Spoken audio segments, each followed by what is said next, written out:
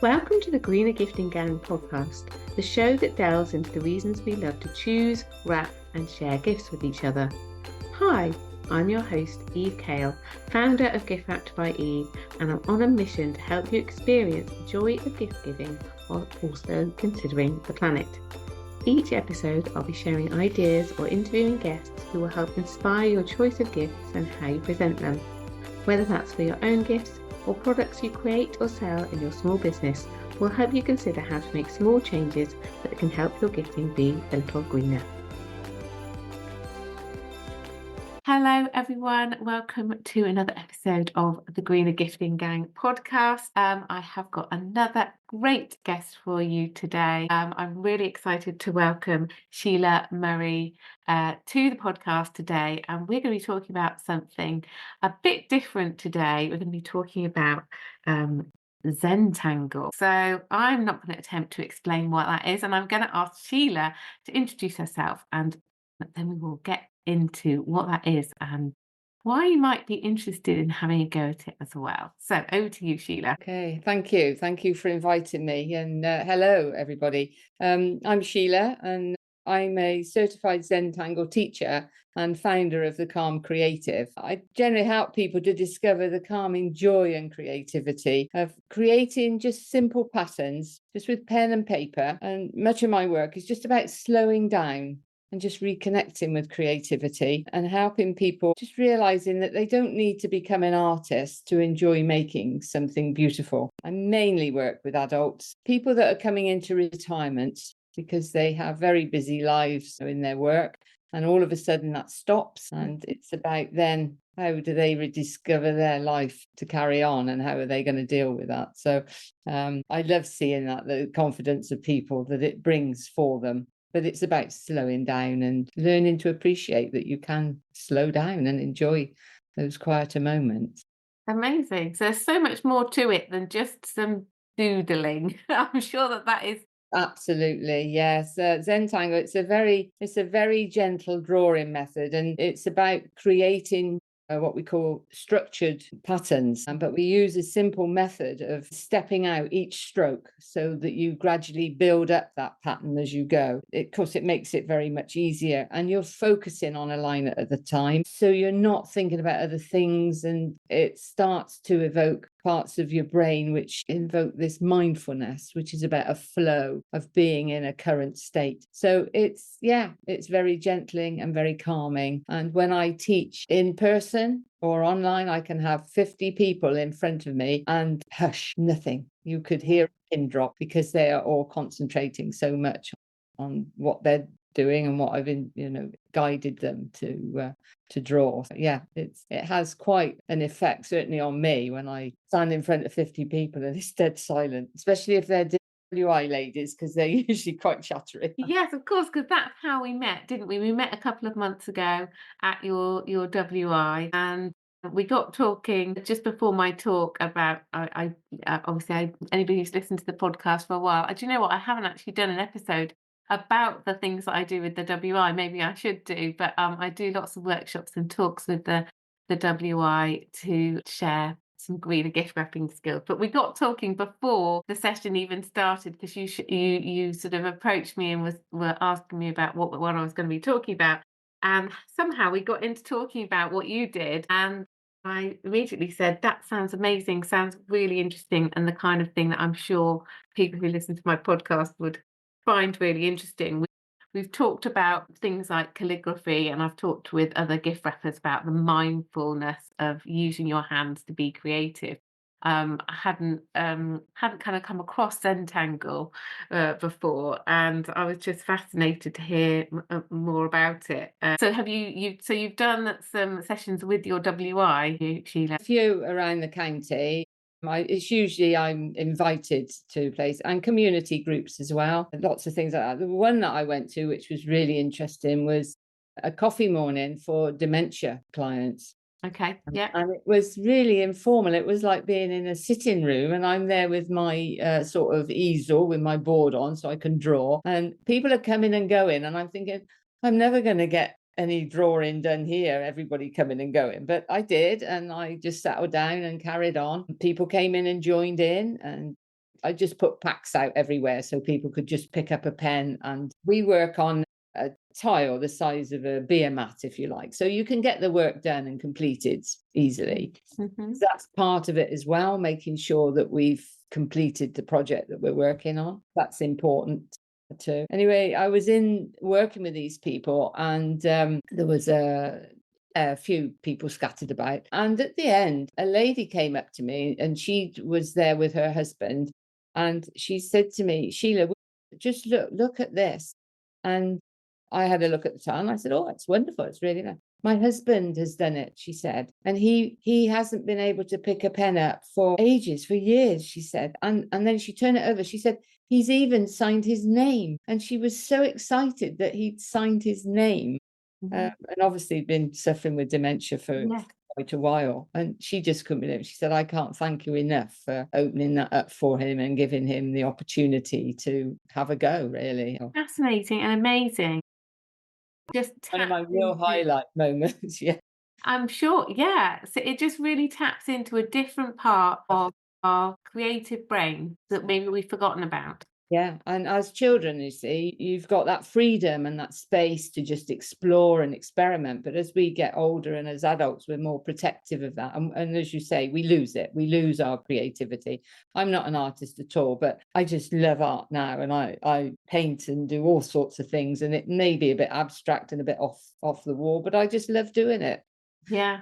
Because it's opened that side of my mind. So yeah, I can enjoy that as well. I had another incident like that with a lady had come to a group. I think that was again a community group, and I met her a little while, probably a couple of months later, and she said her family had been going through, her younger family had been going through a lot of trauma, and the grandson was really traumatized, and he was really going into his shell.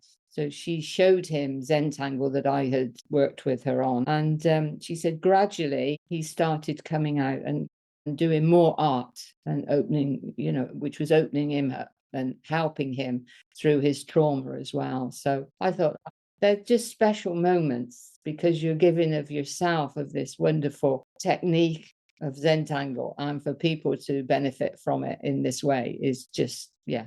It sends tingles down my back. I'm sure it does. It sounds absolutely amazing. How did you get started? How did you get into doing it? Well, that's I came into retirement. I was a bit early, about 57, and I've been working since I was 16, so I'm retiring. I've had enough. I'm a patchwork and quilter as well. I hobby, and I run a group of that as well.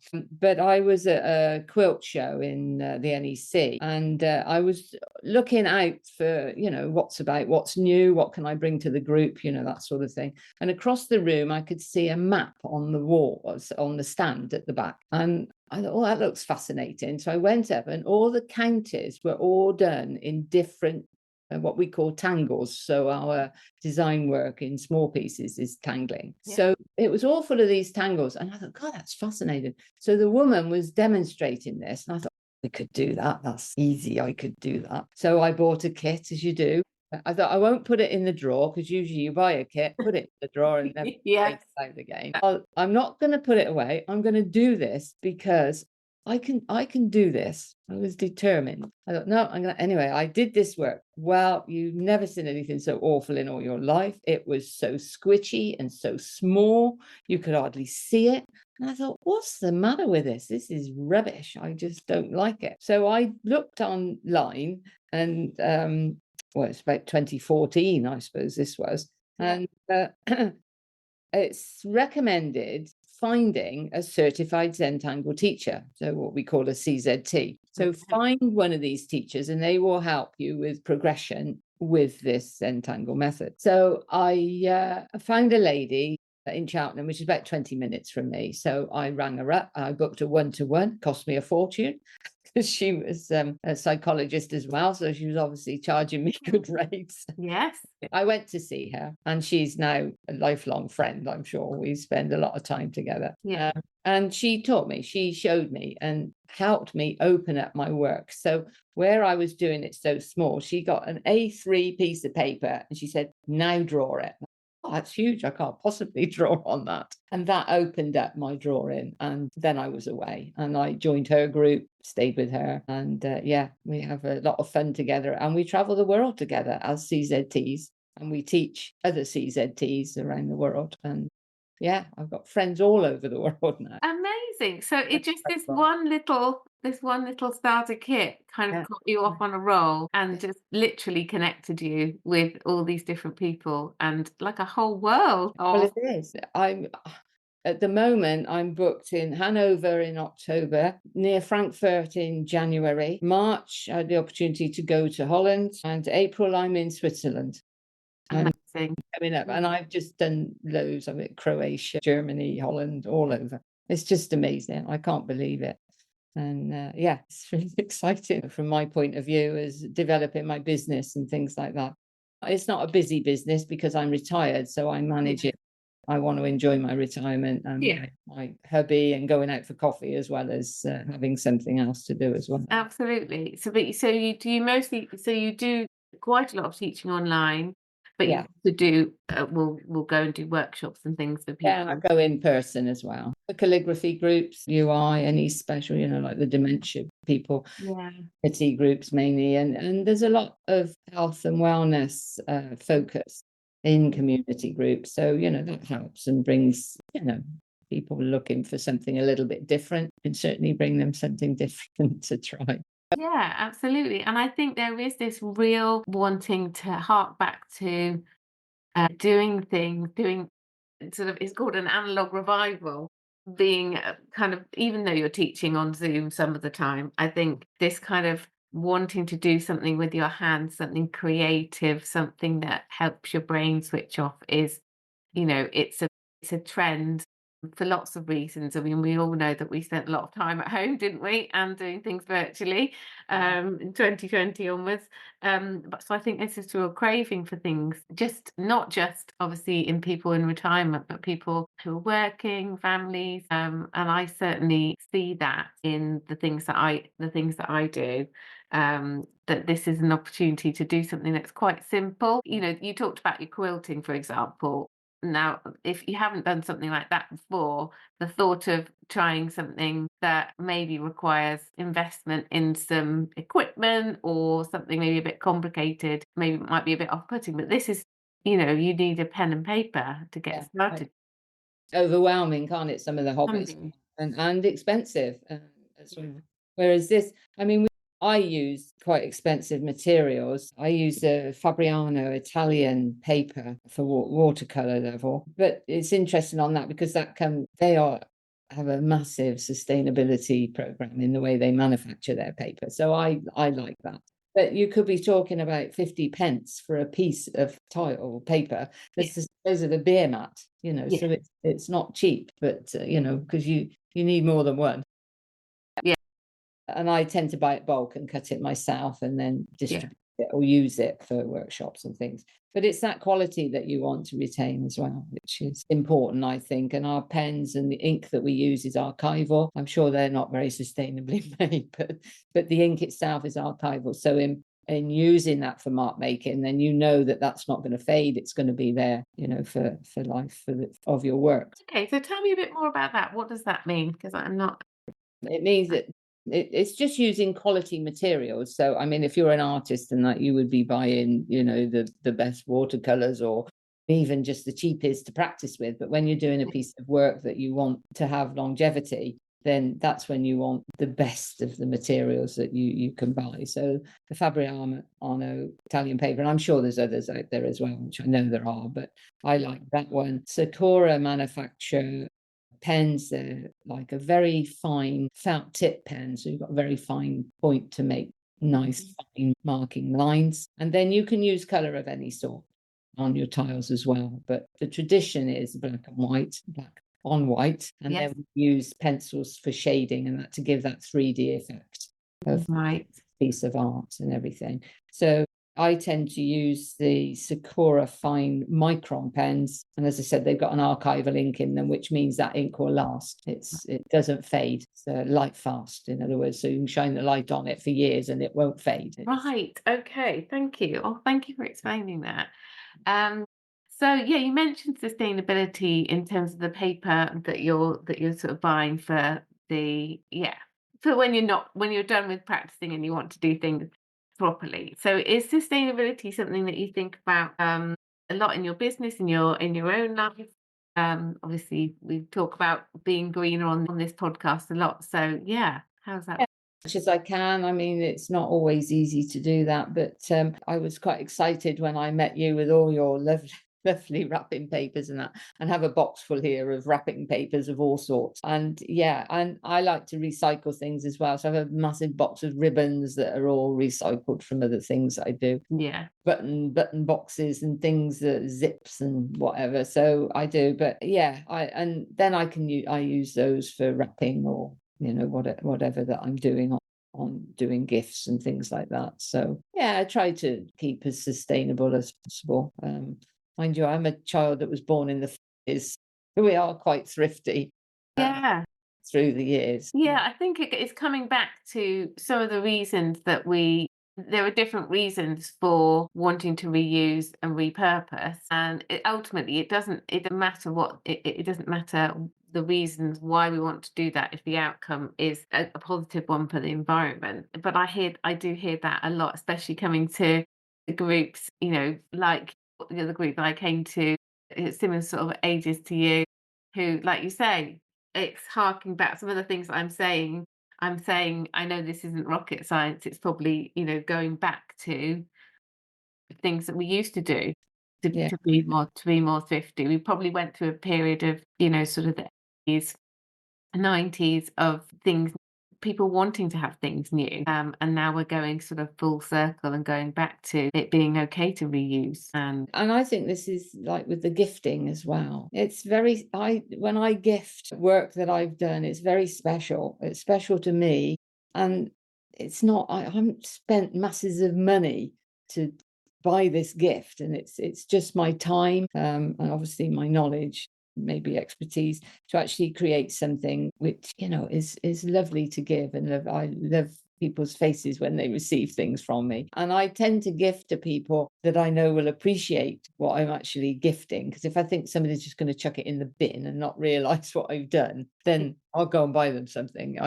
It's, I'm a bit like that, but Yeah, well, I think that's it's gauging what the person wants and will appreciate is part of the gifting process, isn't it? So absolutely, yeah. yeah. So you gift your artwork.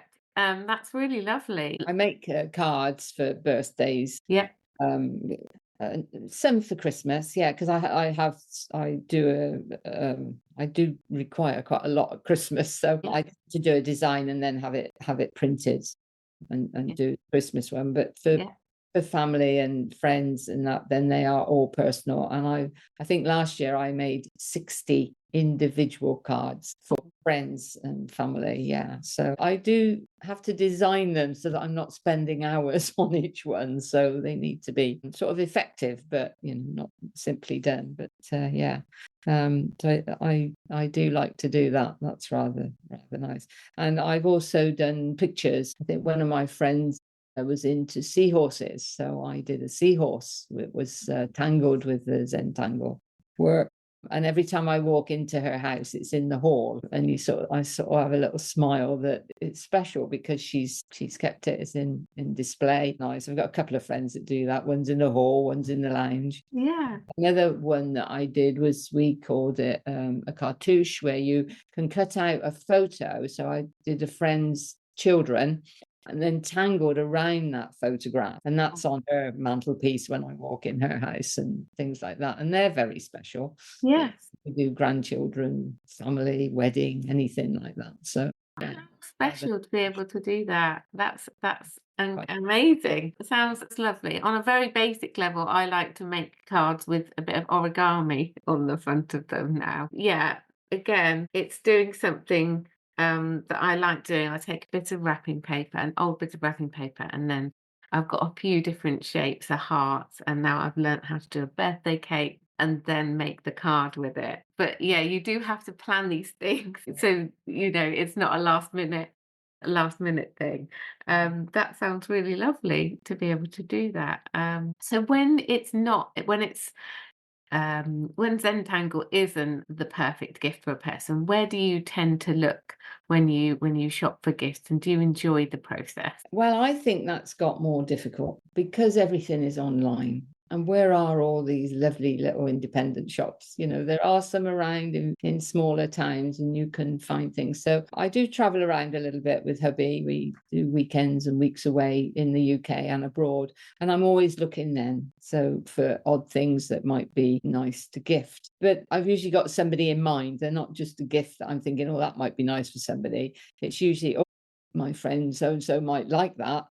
I'll get that. So I bought some cow pepper and salt pot the other day. And I thought, oh, that would be super for my friend who's a farmer and everything. And I thought, oh, that would be lovely. I'll keep that for Christmas for her. So things like that. But it is difficult. We have near us here one of these garden centres that's got all the shops in and things like that. And they've got some quite nice gifting in there. But again, it's not cheap. It's quite expensive. And sometimes I might even look round and get ideas and think, I could do something on that line or make Yeah. it's a bit not similar, but the idea might just spur up something that I might. Yes. So, but yeah, it is difficult, and I used to like all the little independent shops and that, but Yeah. that's where I'd be looking really if I was looking for somewhere is different independent shops for gifts for people. Yeah, I agree. I think it's not always easy to find them in on the high street now. It depends on, where you live or, where you're shopping. But on the podcast, I have interviewed and talked to lots of smaller businesses who often sell online. And I think that's probably where a lot of independents have gone, and that's where you'll find them. So Yeah, and we're to always get more talking online. so we're always talking about how small businesses can fill that gap that you're clearly looking for, and about how to try and be more visible so that people know where they can come and find them. And it's always good to have a few sort of small places in mind so that you can go and do that shopping, feel like you're, getting something unique or different, and finding those different gifts and supporting small businesses. So yeah, yeah, I understand where you're coming from there, definitely. Yeah. So, but it is, yeah. The thing is, I think online is you need to have an idea of what you want. That's the problem, and Yeah. that's when I think you can't find them, or it's Yeah, we've been talking a lot actually recently about in my Facebook group and things like that about how you can make it easy for customers to come and shop with you, and making it obvious that what you're offering would make a perfect gift. Because like you say, I mean, the internet is a big place. If you start, like you say, you can easily, as a shopper, get overwhelmed.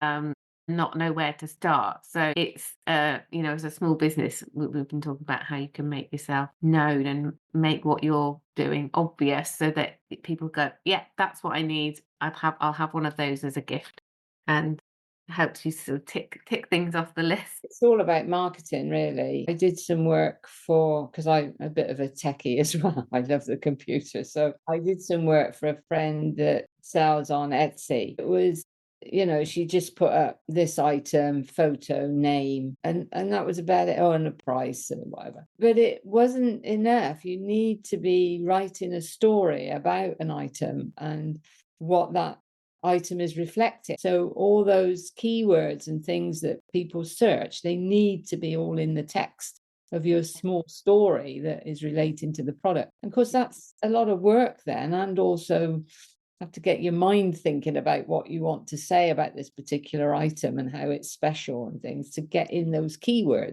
Yeah, it's a much bigger job, I think, than some people think. It's an art and a science, and unfortunately, it's not just a case of making beautiful products and people will flood to buy them. And I mean, that's how I'm trying to help small businesses with that particular side of things to make it feel a bit easier. But yeah, you're totally right.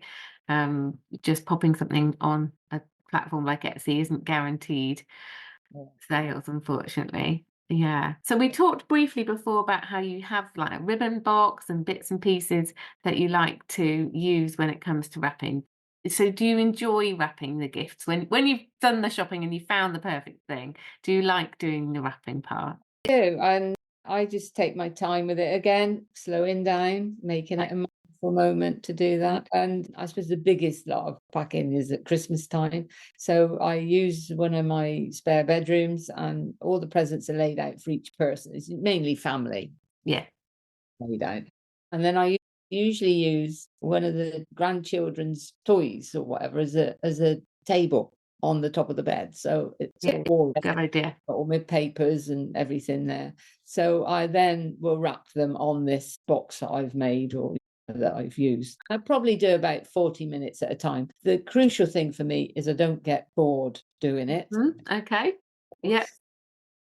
I'm a person that I like to keep busy, so I can get bored. So yeah, 40 minutes is about my limit, and Yeah. then I perhaps do one person's presents at that time. So they'll be in a similar paper and similar finish, ribbons and that. And I make all my tags homemade, and I do them from spent work. So I've practiced some painting, I've practiced some Zentangle, I've done all sorts of things. And then and of course, I'm using quite a heavyish card, watercolor paper, which is heavier. So I use that. Then I cut them all up into a tag size, and I trim the corners so they're nice and rounded, and punch a hole in for a ribbon. And then sometimes I might even have got markings on them, or I might do a bit of mark making, just see how I feel. And they're all homemade tags, and then they are included. But usually I've got such a box full that I'm going through looking for what color or whatever will Yes. work with that piece of wrapping paper and that I've done. Perfect. A perfect example of being greener,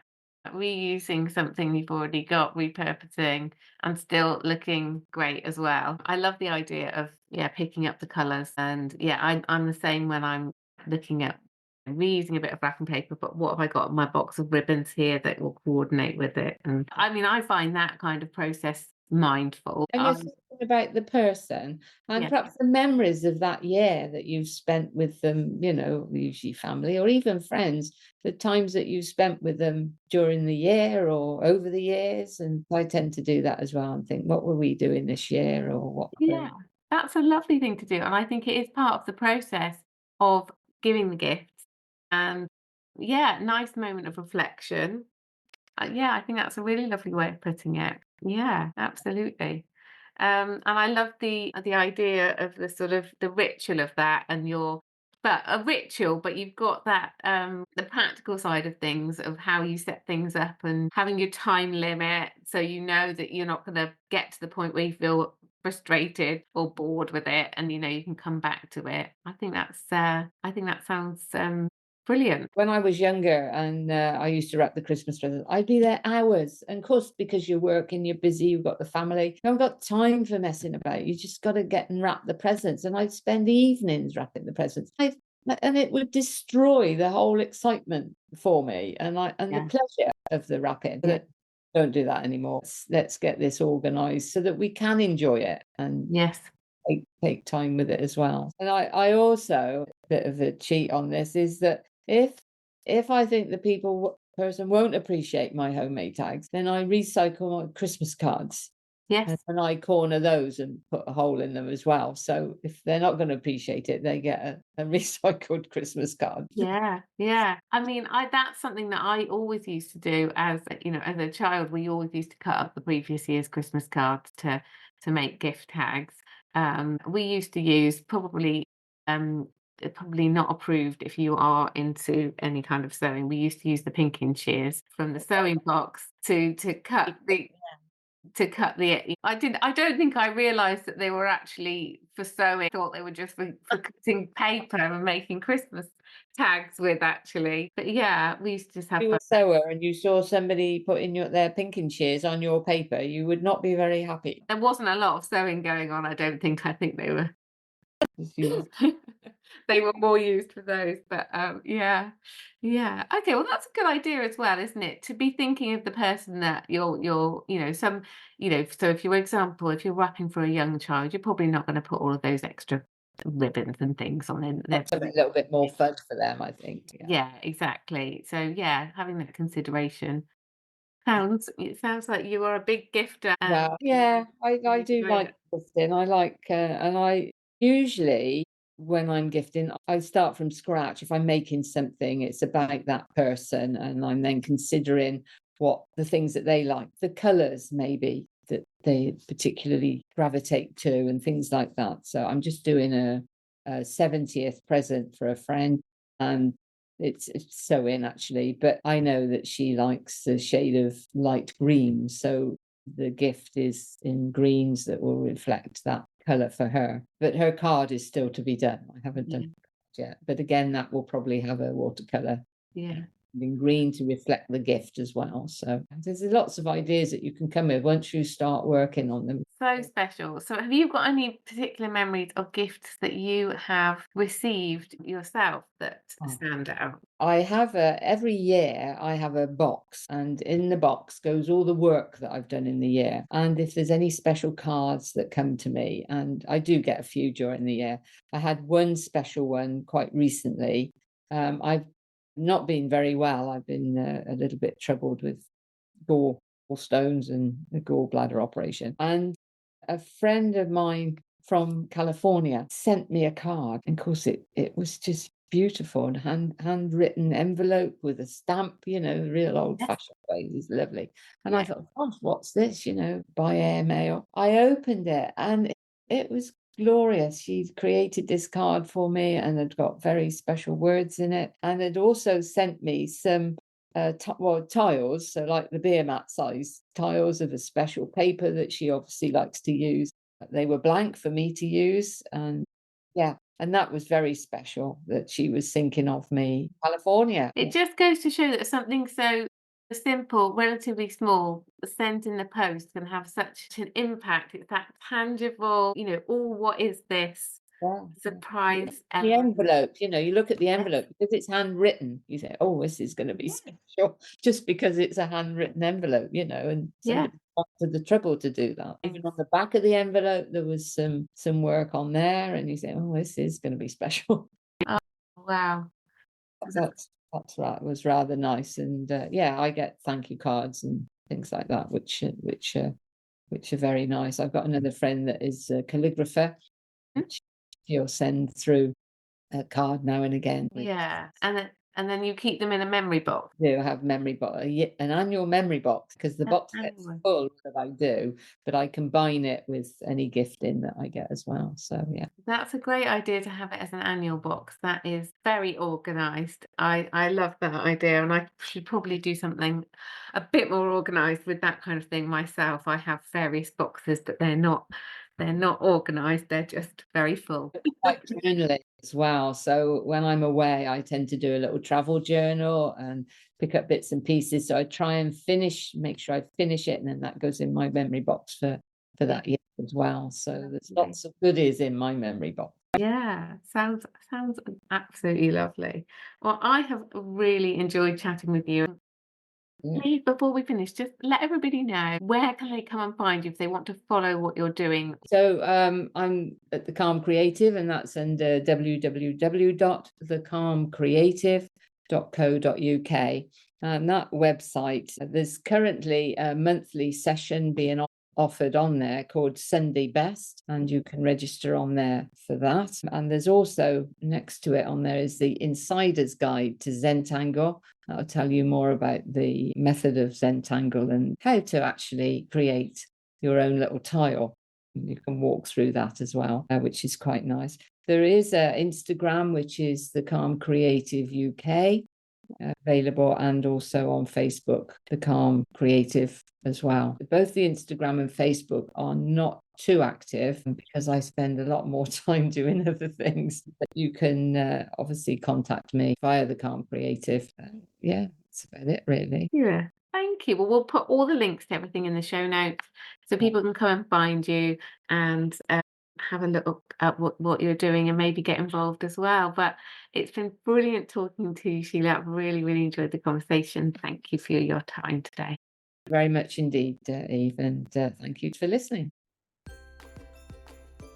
Thank you for listening to the Greener Gifting Game podcast. For free resources, head to giftwrapped.com/freebies. And follow Eve on socials at Gift Wrap by Eve on Instagram and Facebook.